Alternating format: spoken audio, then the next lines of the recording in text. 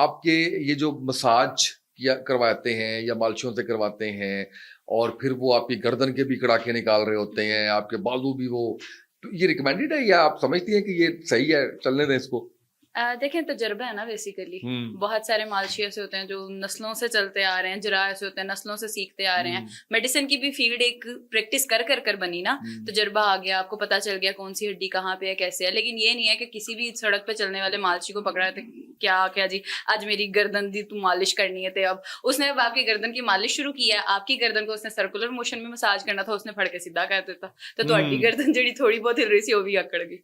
तो वो उस तरह की चीजें रिकमेंड नहीं करते हैं। हाँ, उसके लिए आप प्रॉपरली आप फिजियोथेरेपिस्ट से कंसल्ट करना चाहिए आपको। अगर बहुत सारे मसाइल ऐसे होते हैं जो सिर्फ पट्ठों के नहीं होते हैं, अक्सर औक़ात हड्डी के मसाइल होते हैं, जिसे हम कहते हैं अच्छा सिर्फ पट्ठे की शायद दर्द होगी, खिंचाव आ गया होगा, लेकिन कहीं ना कहीं कोई हड्डी या किसी ना किसी आपके जैसे मोरों को ले लें, अगर मोरों में कमर में जी पीछे कमर में लोअर बैक में दर्द शुरू हो गया है तो आपको जी कोई ऐसी चीज वीज उठा ली होगी। अब अक्सर ऐसे होता है कि आपने कोई चीज उठाई है, कुछ ऐसा कोई खिंचाव या कोई ऐसा झटका आपको लगा है जिसकी वजह से आपकी कमर का कोई मोरा हिल गया, वो अंदर की तरफ किसी दूसरे मोरे में चला गया या वो उस मोरे से ज्यादा दूर चला गया, आपको उसकी वजह से दर्द। आप किसी मालशी के पास जा रहे हैं या जराह के पास जा रहे हैं, किसी के पास भी आप कह रहे हैं जी मसाज करा रहे हैं, घर में खवातीन है वो औरतों को बुला के मसाज करवा रही हैं। अब उसने अगर आपका जरा सा भी पुराने जमाने में दाइयां क्या करते थे उनको पता नहीं आप क्या कहते हैं। अब पता नहीं, मुझे भी नहीं पता क्या कहते हैं, लेकिन अगर उन्होंने आके आपका कोई गलत स्ट्रेच करवा दिया, आपकी एक चीज थी जिसको आपने इस तरह से बंद करना था, उसने ऐसे खुलवा दिया, तो सोचें वो और ज्यादा एक्सपैंड करगी, आपकी पेन रेडिएट करगी, तो उस तरह की चीजें और ज्यादा मसाइल क्रिएट कर देती हैं, जो मैं बिल्कुल रिकमेंड नहीं करूंगी कि आप इस तरह की चीजों में जाएं।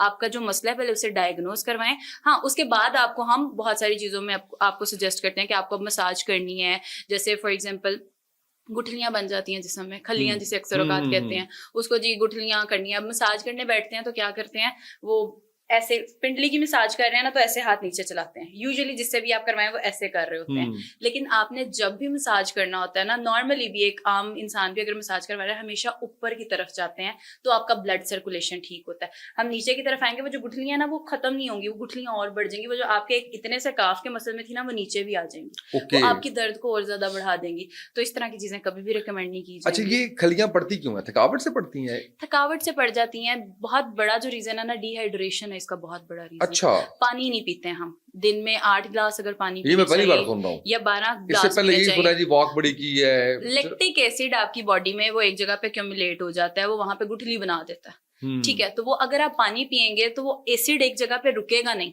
वो एसिड चलता रहेगा सर्कुलेशन के साथ, आपका खून गाढ़ा हो जाता है। आपकी खून की सर्कुलेशन जब ठीक नहीं होगी और आप पानी उसमें अगर ऐड नहीं करेंगे तो वो गाढ़ा होकर कैसे प्रॉपर सर्कुलेट करेगा, ना वो हीट प्रोड्यूस करेगा, क्योंकि जब सर्कुलेशन होती है आपकी बॉडी में हीट भी प्रोड्यूस होती है। एक्सरसाइज करते हैं, वॉक करते हैं, रनिंग करते हैं, कोई भी चीज करते हैं, बेसिकली हमारे खून की सर्कुलेशन हम तेज कर रहे होते हैं। फैट बर्न हो रहा होता है वो इसी वजह से हो रहा होता है क्योंकि अंदर से बॉडी में हीट निकल रही है, वो उसको बर्न कर रही है। कोई बहुत दूसरे मैकेनिज्म्स तो चल रहे होते हैं लेकिन बेसिकली अंदर से भी एक हीट निकल रही है ना, तो वो उसको जब सर्कुलेशन तेज होगी तो डेफिनेटली आपको ये जितने मैराथन में दौड़ रहे होते हैं या कुछ कर रहे होते हैं उनको क्यों नहीं इतनी चलकर या होकर खलियां पड़ती, हमें नॉर्मल जो आम एक इंसान है उसे क्यों पड़ जाती है? क्योंकि हमारा पानी ही उतना नहीं हम दे रहे हैं जिस्म को जितना उसे जरूरत है। कपड़े को माया लगा दें और वो अकड़ गया, आप उसमें पानी डालेंगे वो नरम हो जाएगा ना, वो चीजें वैसे कोई ना गुठली ना कोई और चीज आएगी। दिया आपने। अच्छा ये बताएं, बत्तर लगा देंगे।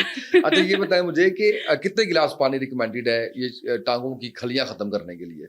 टांगों की खलियां खत्म करने के लिए सिर्फ नहीं, आपके जिस्म को पूरे दिन में 8 से 12 गिलास पानी की जरूरत है, वो सर्दी हो या गर्मी हो। ठीक है, ठीक है। बहुत सारे लोग इस वजह से नहीं पीते कि बार बार जाना पड़ेगा, आपको वॉशरूम यूज करना, रेस्ट रूम यूज करना पड़ेगा। आपके जिस्म को आदत हो जाती है, आपको 1 हफ्ता 1.5 हफ्ता लगेगा आपकी बॉडी को अडेप्ट करने में, लेकिन आहिस्ता आहिस्ता आपके जिस्म को आदत हो जाएगी। आप 8 से 12 गिलास अगर पियेंगे तो बहुत सारे मसाइल ऐसे हैं जो हमें खाने के बड़ी आदत किस चीज की होगी? बार बार वॉशरूम जाने की या उसके बाद वॉशरूम कम जाना पड़ेगा? कम जाना पड़ेगा। अच्छा। अक्सर ऐसे होता है हमें भूख लग रही होती है, हम कहते हैं जी अभी खाना तो खा के हटे थे, क्योंकि वो बेसिकली भूख नहीं होती है, वो प्यास होती है।